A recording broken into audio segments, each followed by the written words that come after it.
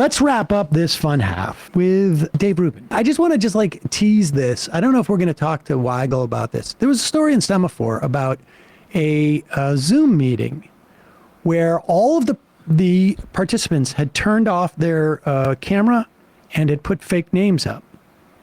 And they were right-wingers, and they were talking about basically they were going to put out all this stuff about Kamala Harris being a slut. And as one person quit the call when this stuff came up, and it turned out it was George Santos, who 2 days later, when all this stuff came out, goes, "Can you imagine all this stuff being released now? What a coincidence." And he's like, "I've had enough." And nobody understood what that tweet meant, but this story came out in Semaphore. I only bring that up because the real conclusion that I think we drew here from this DOJ indictment, and I think it's the only one that you can conclude at this juncture, is that these right-wingers will take money to espouse anything, and that they are subsidized. They have subsidized. Oh, I should say, in this call, the Zoom call, people are getting $20,000 just to push this theme. Unbelievable. Unbelievable. I don't know that Dave Rubin gets paid and then he changes his stuff. Although I think he does a little bit, just broadly speaking. He had guests on from the Koch brothers when he was getting funded by a libertarian institute. I mean, there's no doubt. And I think that's the way it works. That's why, when we get paid by a sponsor, what we do is we read their advertisement. And that's how we've been paid by them. I would say the only guest I've had on from a sponsor in the past was, over the years and years, was Credo Mobile, because they had a political action branch. They don't anymore. That did really great stuff. But I had them on before they were sponsors. And JustCoffee.coop to talk about their cooperative nature. And I did that years ago. I'd have them back on because I'm interested in co-ops. But I don't change, I wouldn't take sponsored money, let's say, from Peter Thiel or something like that. Or, we have a bunch of sponsors that we just won't even do anyways, even read their ads. I don't do financial products. Crypto. I don't do, Uber wanted to do recruitment on here years ago. I didn't do that. I would never do, gambling. On a sports show, you want to do DraftKings? Sure. But on this program, I'm not going to do that because this is all, there's there's room for conflict. There's agendas, et cetera, et cetera. And also there's some products that I just don't feel like I want to be associated with pushing. Well, to your credit, you dropped a sponsor because they did work in the occupied West Bank well before, of course, October 7th. Oh, that was years ago. Years ago. That was years ago. That's an example of But there's others that we've turned down because of that. Yes, yes. Yeah. Those aren't necessarily those are more I'm not going to promote somebody who's specifically crossing the boundaries of BDS as articulated by them, or and there's some but I'm also not going to have sponsors who pay me enough money that I'm oy, if they go away, that's going to be a problem for us. I stay away from that as a business matter. It's just my personality tick. And I don't want to be going out there and shilling for this stuff and feeling if I push this regulatory thing, et cetera, et cetera. Anyways, as you know, Dave Rubin was one of the people who were mentioned in the DOJ indictment. In fact, he was commentator, I think it was one, and he has since come out and said that he is a victim. And a very wealthy victim. A very, very wealthy. He got paid almost $5 million in that first year for putting out 4 videos, I think it was a month, $100,000 a video. You got a $100,000 signing bonus. Not that I've memorized all this. And he also got some other performance bumps. What I suggest to you is Dave Rubin puts out garbage that helps right-wingers, that helps undermine aspects of our democracy, that create culture wars. And his business model is not terribly sustainable because he also happens to be a gay parent, and that's why I think he's no longer with the Blaze. And he's out there, and people are going, how do we keep this guy in the game? So when somebody comes along and says, here's $5 million to do about 20 minutes of work a week, he takes it without any questions whatsoever. In fact, what's her face? Megyn Kelly. I think I saw a video of her. She told Dave Rubin not to do it. It seems a little fishy. Now, Rubin is used to doing stuff like this. I'm convinced of that. He gets money from anywhere, and he'll take money from anywhere. And that's his business model. He is subsidized. He also happens to be an idiot. Here he is not addressing these things whatsoever for his audience, hoping that they're not aware of it, and talking about the dumbest stuff ever. This is what a dumb person who is subsidized by money he doesn't know where it's coming from, he doesn't care, sounds like. But what would be fair? Can I get the definition of the word fair? Could you give me the literal Webster Merriam definition of the word fair? Can you just read that to me? I think we all know what the word fair means, but I want to be very technical in this moment. Impartial and just without favoritism or discrimination. So if you wanted to be... I want you just to remember that because he can't remember what that definition is 5 seconds in his head. Impartial and just without discrimination. Now, what does impartial mean? Webster's dictionary. What does without discrimination mean? Let's say you make $1 million.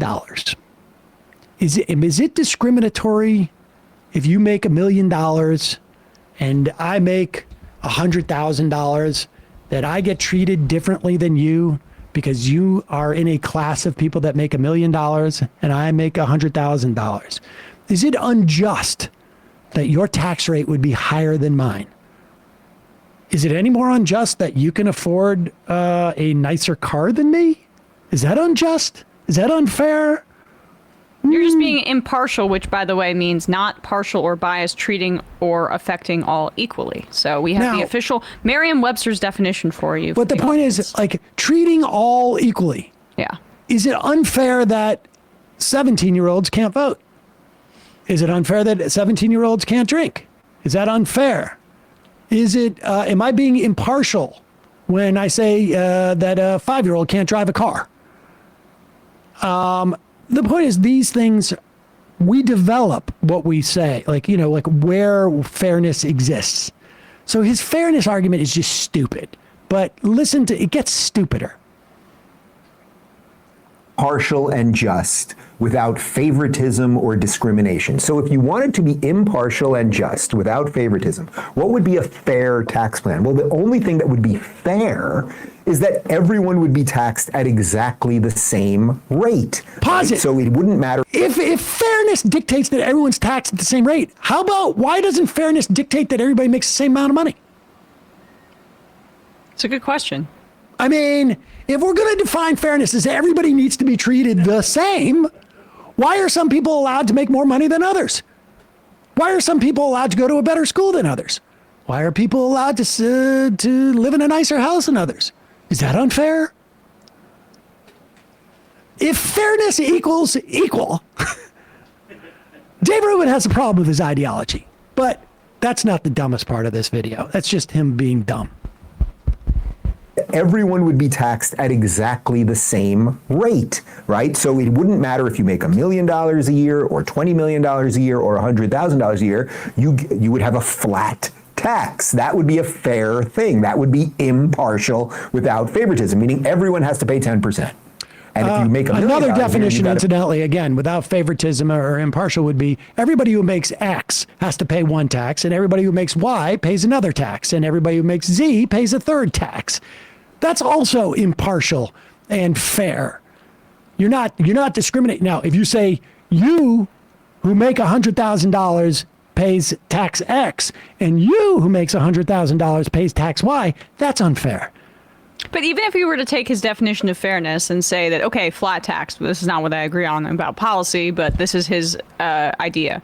Is he posturing or positing, I should say, that the entirety of people's income is made, or the wealth that people accumulate is based on income? Because what about things like, I don't know, inheritance or capital gains or other methods of taxation, which, you know, he doesn't want to get into that kind of notion because a vast majority of people who are not in the millionaire class like Dave is aren't even dealing with those ideas.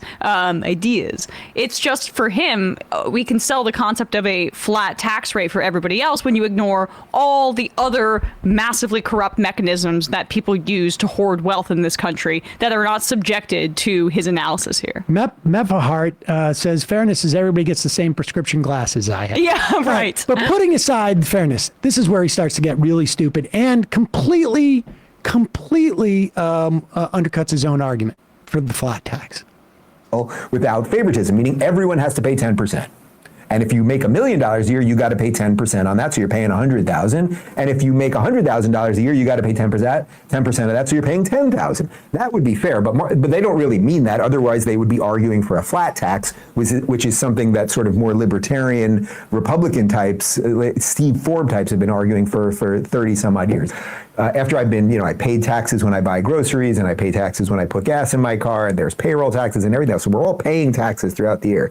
How about we just, you could eliminate you could eliminate income tax altogether, federal income tax, but let's put that aside for a second. We don't have to go full Ron Paul here. But you might just say, how about we just lower the rates for everybody? Everyone has a little bit more of their own money and then decides what to do with it themselves. And that's how you jumpstart the economy, because almost everybody, there's 350 million Americans, almost everybody, if you suddenly, really think about this, if you right now had, say, 10% more of your money this year, you most likely would spend that money, right? You most likely wouldn't save that. Okay. There's so much that is idiotic and completely blind to everything that's going on.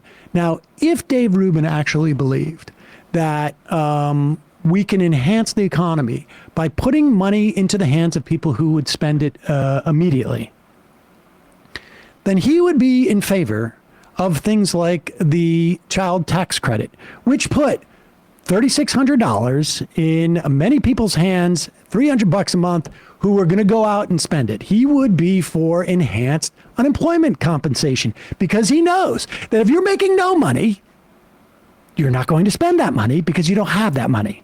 But if you were to get unemployment insurance, then you would go out and you would spend that money.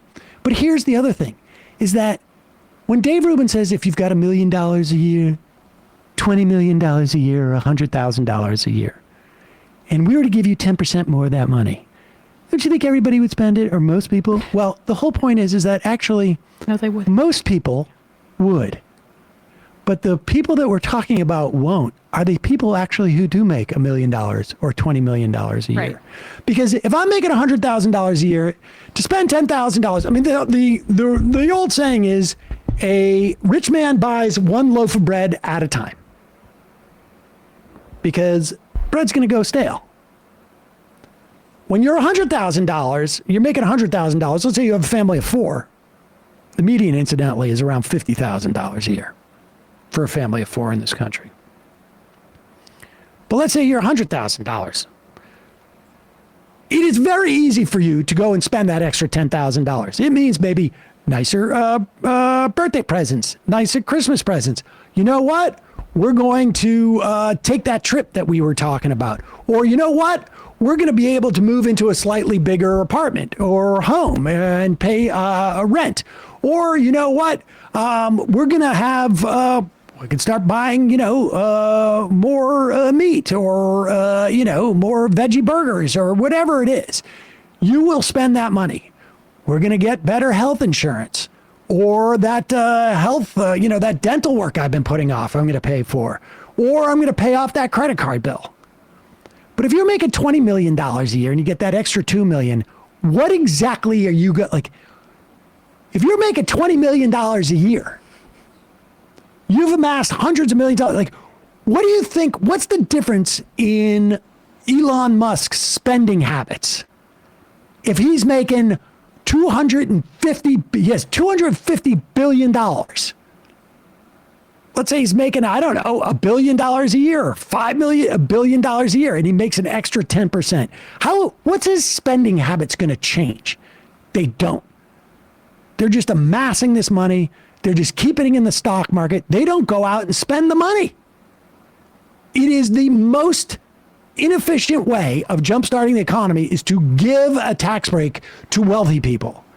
If you want to jumpstart the economy, you give tax breaks to lower income people. And if they're not paying taxes, you give them what we call a tax credit, which is a government payment, like a child tax credit.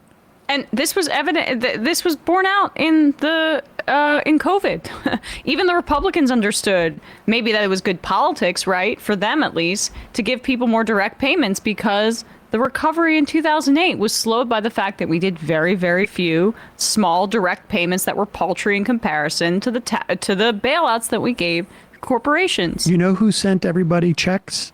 Donald J. Trump. And not just Donald J. Trump.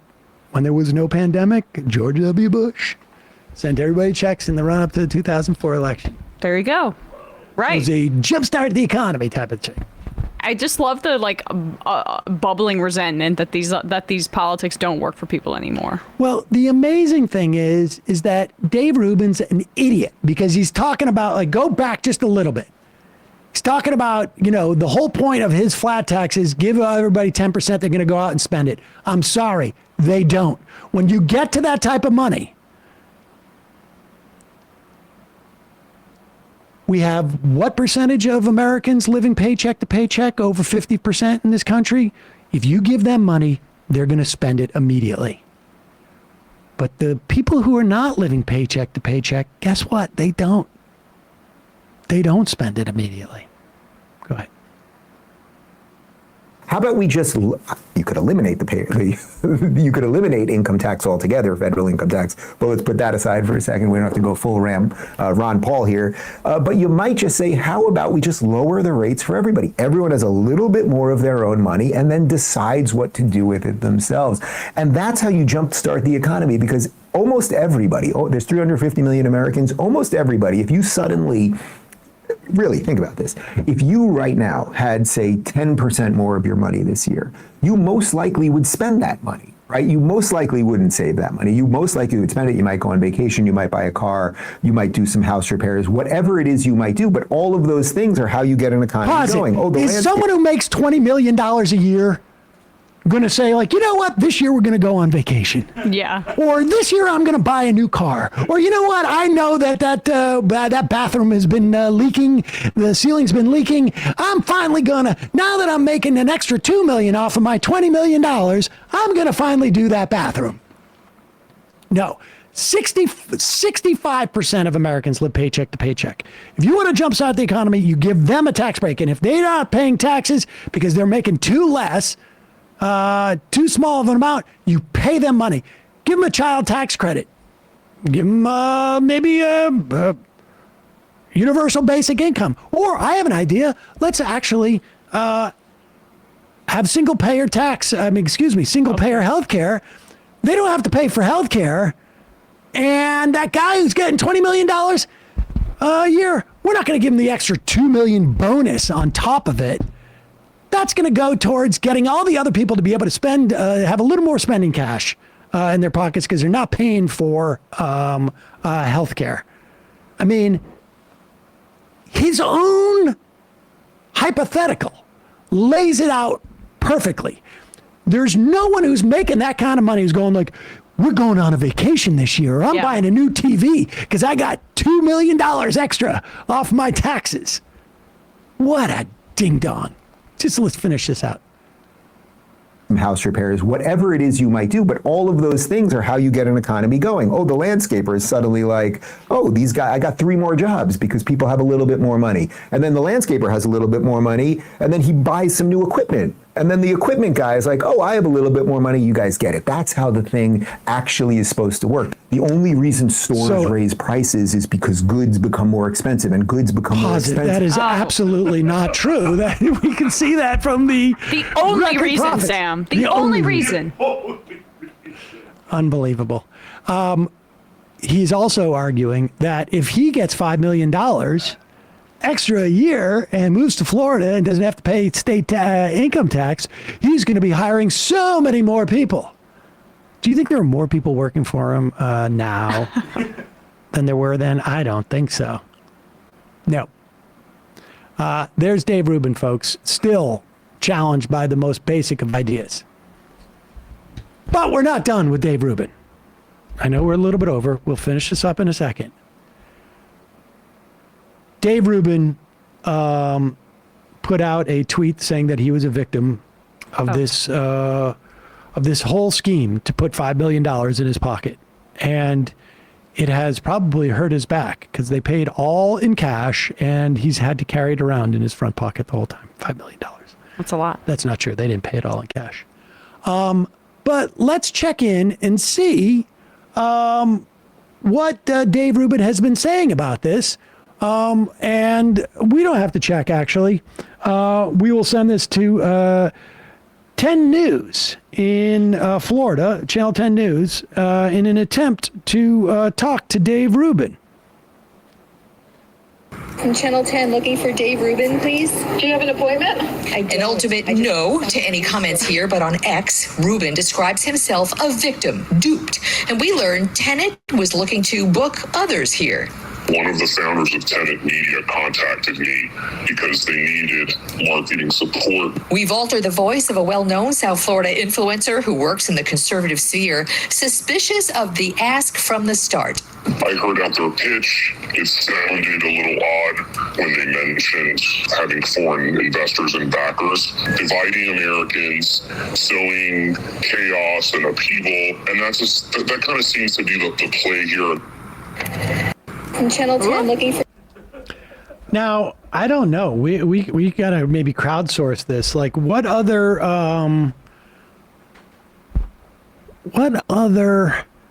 right-wing talkers are in South Florida? I don't know. I mean, the only time I've ever been to Florida was to go to do Patrick Bet David. Well, and I don't remember meeting any other right-wing commentators that... Oh. Huh. I mean, who knows? Who knows who could have been? I'm sure there's other. I'm sure there are other right-wing commentators in Florida who a national Tenet media would be interested in. I'm sure there's others. It would be so hilarious, and I don't know that it was, if it was someone from Patrick Bet David's outfit that was throwing Dave Rubin under the bus, because he loves to poop stir. I don't think he's really had Dave Rubin on, or he hasn't done much with Dave Rubin, or there was something, I don't know. Wait, so do we have can I throw out somebody else? Who else could have been? Somebody who used to employ Dave Rubin who may live in Florida? Who's that? Glenn Beck. No, Glenn Beck is in Texas. He's in Texas? Oh, yeah.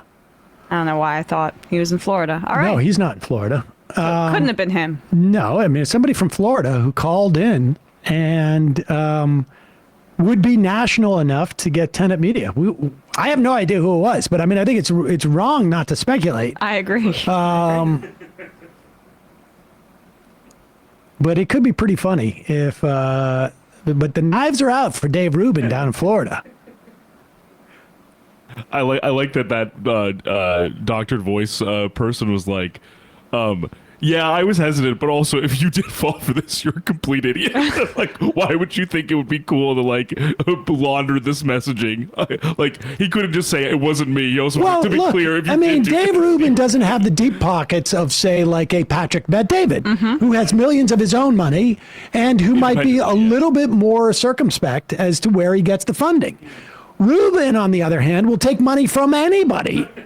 It appears. I mean, I think if the check is there, the one issue, and to be fair to Dave Rubin, Yeah. he did do his due diligence. That's right. And on the fake one sheet that he got with the resume, which he seems to have double checked none of this because none of it was confirmable. And there were like public companies, public facing companies that this guy supposedly worked for that you could have Googled and tried to search and see if there was any existence for this, guy who's got so much money. You'd think there'd be one media report of this. What is his name? Edouard Gregorian. He did see one red flag in that document, and it said, this guy works in support of social justice. Woke alert. Woke alert. So there it is. Gosh, he really dodged a bullet. Didn't want to work with some woke guy like that, huh? Oh, wait, he ended up accepting it anyway.